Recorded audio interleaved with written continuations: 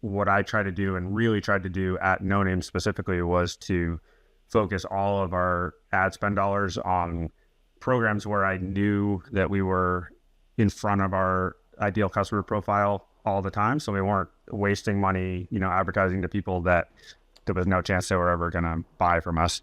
And also the personas, obviously making sure that the money is getting our advertising in front of the correct job titles. Welcome to Demand Bites, the podcast where B2B demand generation leaders find the strategies they need to grow. I'm your host, Ross Howard, Director of Product Marketing at Inbox Insight. And in just 15 minutes, my guests and I will uncover what's broken in the B2B buyer journey and provide real-world strategies you can put to work right away. So whether you're looking for innovative demand gen techniques or expert advice on accelerating sales, this podcast gives you the tools you need to succeed. Ready to identify, educate, and convert your ideal customer profile, or at least learn how other people are doing it? Let's dive in.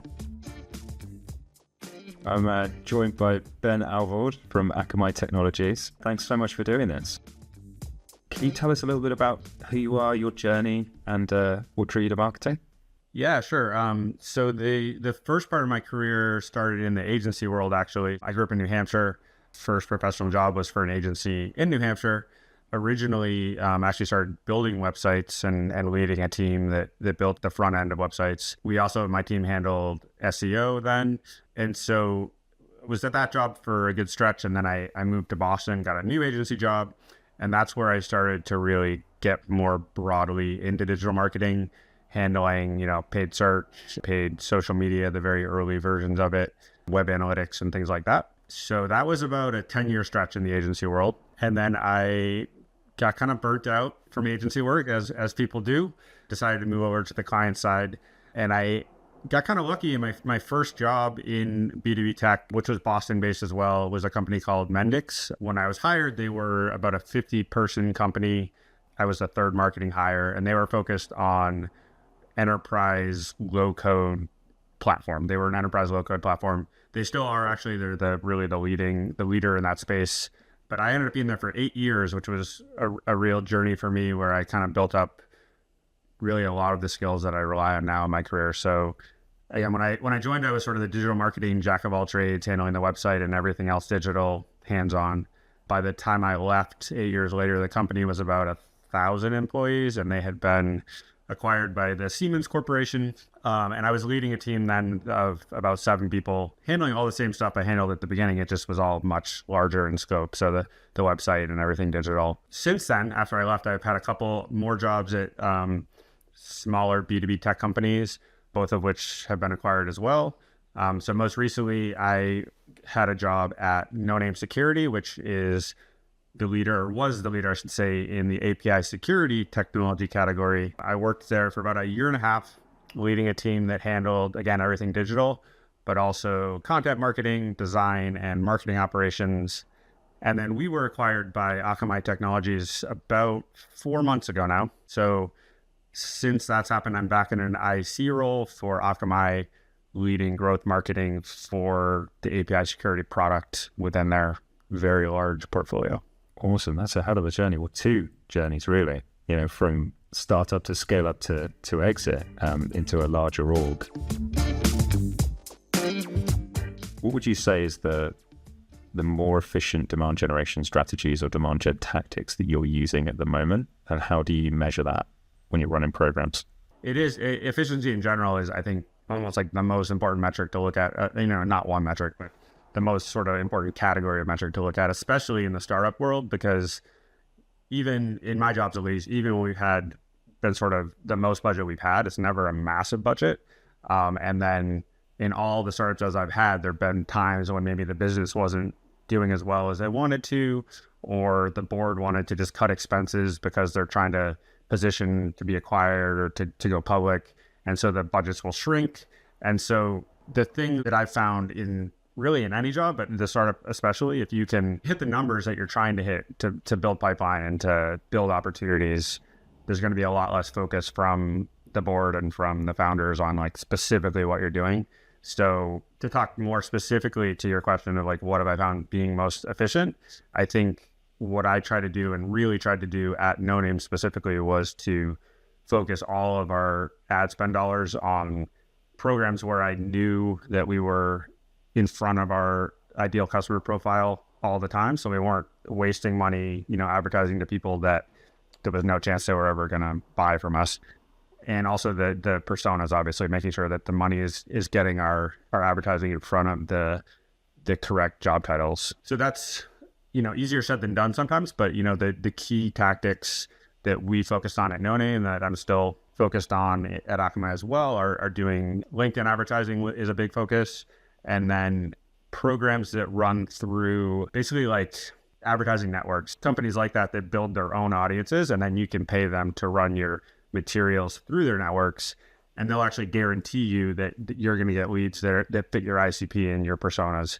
So I definitely shy away now from programs where leads are going to come through that don't hit the ICP, because paid search being a really big example there, where there's obviously a lot of value in paid search, but it's basically impossible to stop yourself from getting clicks and actual leads from students and a lot of people that are trying to educate themselves about technology but are never going to buy from you.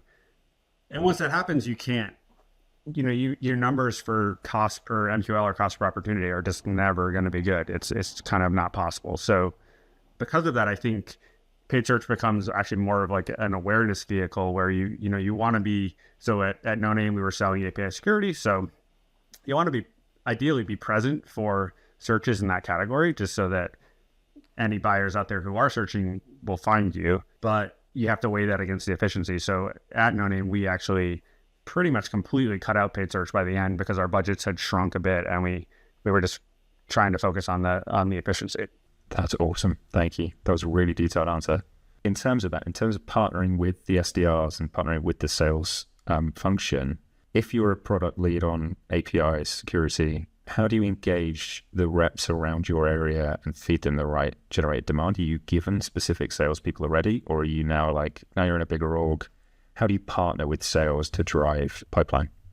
Yeah, so I partner now with we have our BDR team from No Name actually came over to Akamai and are still essentially selling that one product. So what I do is I try to partner really closely with the BDR leader and basically work really closely with her and actually join a lot of the meetings they have, like the weekly meetings they have, just to talk about the new marketing programs that we're doing. It's as simple as literally if we're going to run a webinar, for instance, and I know we're going to drive a couple hundred leads or MQLs from that, talking to her, the leader, but also her team around, this is what the webinar is about.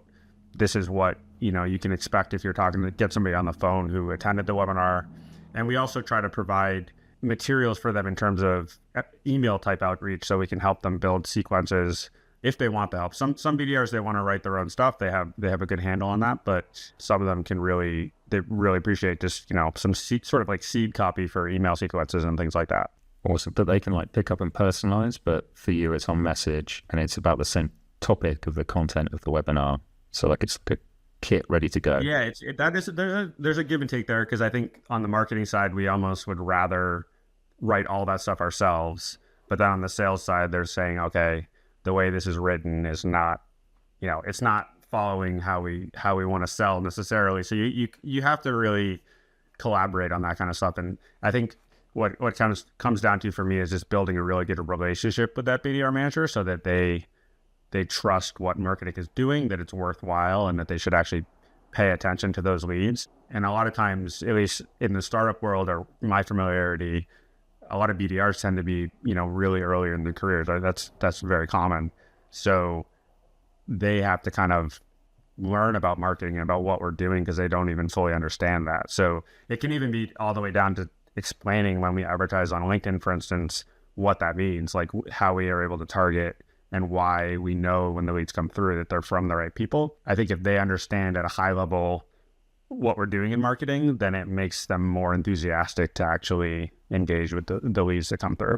You mentioned webinars there. Are they your, vehicle of choice? Or, what are the content programs that you put out to market as part of your demand gen mix?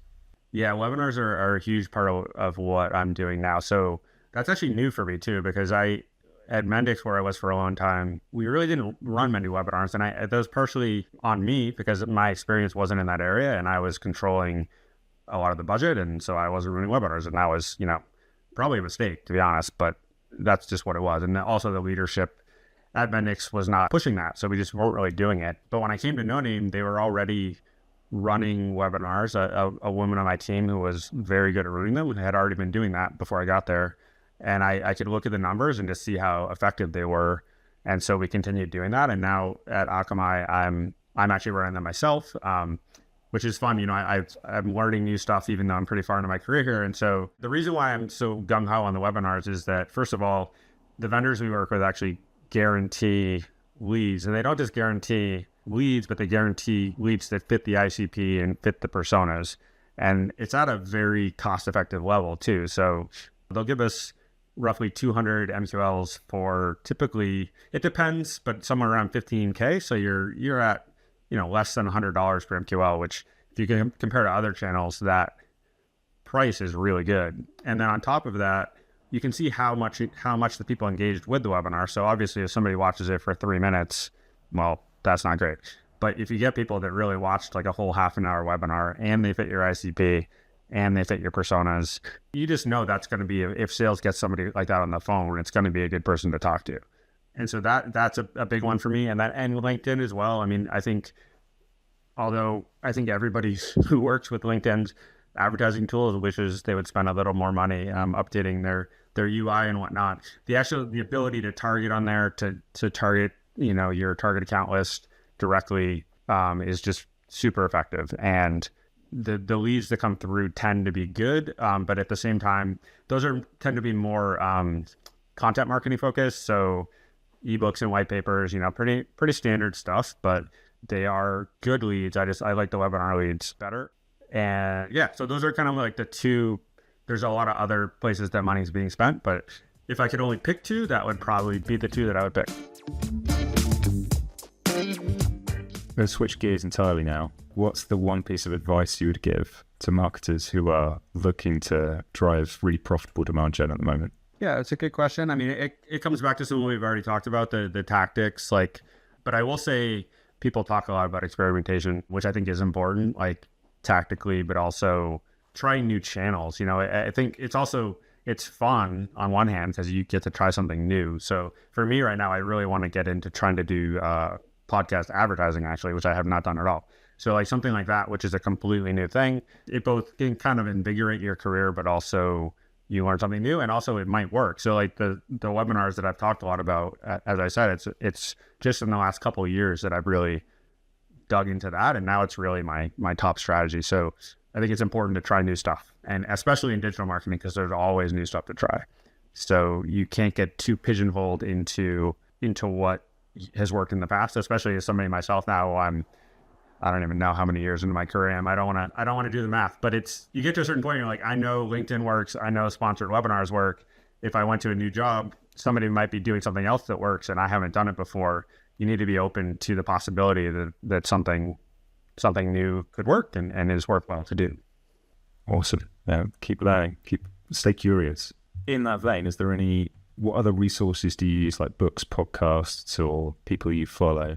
To answer that question, if I was on a job interview right now, I would come up with some actual answers to that. But in reality, where I learn is actually at my job. So, I learn by, first of all, just hands-on doing stuff. And I think, I bounced back and forth between being a leader and being an individual contributor.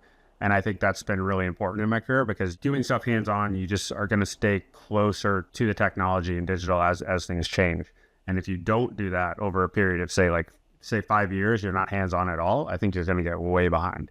And so that's been a big thing for me. And then also learning from, who I really learn from is people that I work with. So that could be whoever I report to, but it also can be people that report to me if they're younger, but they've taken on learning about something new. So the webinars I keep coming back to, I learned a ton about that from my team member who I managed, but she was the one running that.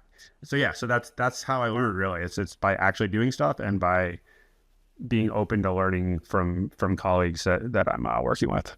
I think that's awesome. I think that's a really awesome answer, because sometimes I think people can go looking for the grass is greener solution or the, following the Messiah that you've seen on your LinkedIn feed, when actually like everybody's audience is different as well. Like the channels remain consistent, but the behavior of the people that we want to reach and talk to is different, right? They have different motivators, they have different preferences. So I think it's really important to get hands-on in the platforms and the tools and the, make the partnerships you need to make, but also learn from the people that are interacting with that audience to see how they prefer to consume. And that's going to be, you've got to get in the weeds and try it, right? To learn how your customer behaves. Wow. Where can we find you, Ben? LinkedIn is all I got. I'm not super public, so you can find me on LinkedIn. You can find me in the Berkshires, Massachusetts, where I'm about to move to. Start your 15 minutes of fame. Watch out, your LinkedIn feed. I know, it could blow up. I'll go from like 200 followers to 400 followers. It's going to be crazy. 100% growth. I'll take it. Yeah, for sure. Awesome. I mean, I've really enjoyed this. Thank you so much for your time. Yeah, no, it's been great. It's been great chatting with you. I appreciate you reaching out in the first place. And that wraps up today's episode of Demand Bites. Thanks for listening. I hope the insights provided today are able to help you power up your own demand generation efforts. If you've enjoyed what you've heard, make sure to hit subscribe so you're always up to date with the latest strategies. If you're looking for more insight, stay connected with Inbox Insight on LinkedIn and join a network of marketing leaders driving the future of demand gen.